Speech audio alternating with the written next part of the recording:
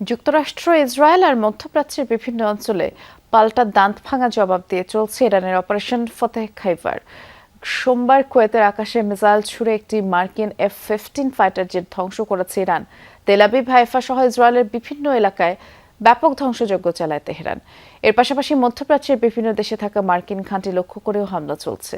Radar ও surveillance সিস্টেমকে target করে missile হামলা করছে ইরান।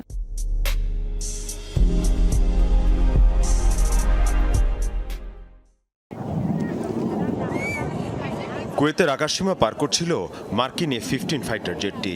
হঠাৎ একটি ইরানি মিসাইল আঘাত হানে যুদ্ধ বিমানটিতে।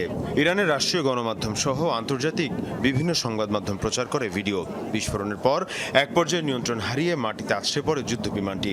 এর আগে প্যারাসুট নিয়ে ফাইটার জেট থেকে বেরিয়ে যেতে সক্ষম হন এর পাইলট। যুক্তরাষ্ট্র ইসরায়েলের হামলার পাল্টা জবাব দিতেই চলছে ইরানের অপারেশন ফতেহ খাইবার। তেল আবিব সহ ইসরায়েলের কৌশলগত বিভিন্ন এলাকায় ব্যাপক ধ্বংসযজ্ঞ চালিয়েছে ইরান। এখন পর্যন্ত ইসরায়েলি ভূখণ্ড লক্ষ্য করে 200-র বেশি মিসাইল ছুড়েছে ইরানি বাহিনী।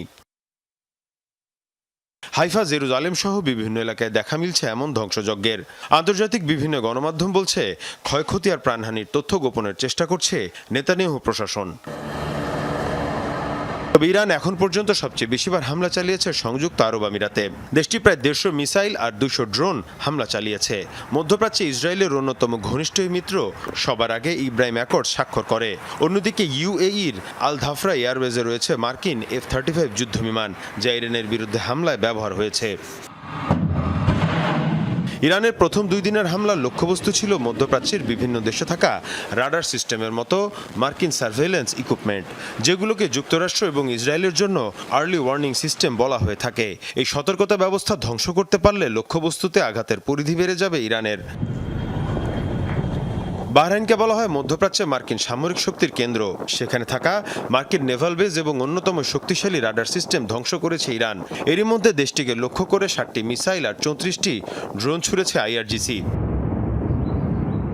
যুক্তরাষ্ট্র ইসরায়েলের হামলার জবাবে ইরান তার পাল্টা আক্রমণ শুধু অব্যাহত রাখেনি, বরং আরও জোরদার করেছে। সর্বোচ্চ ধর্মীয় নেতা খামেনির মৃত্যুর পর পরিবর্তন আনা হয়েছে যুদ্ধের কৌশলে। যুদ্ধের নেতৃত্বে আনা হয়েছে বিকেন্দ্রীকরণ, অর্থাৎ একটি নির্দিষ্ট কমান্ড সেন্টারের পরিবর্তে বহুমুখী নেতৃত্বে চলছে হামলা, যাতে একটি অংশ ক্ষতিগ্রস্ত হলেও বাকিরা চালিয়ে নিয়ে যেতে পারে লড়াই। মীর মুশফিকা হাসান, যমুনা নিউজ।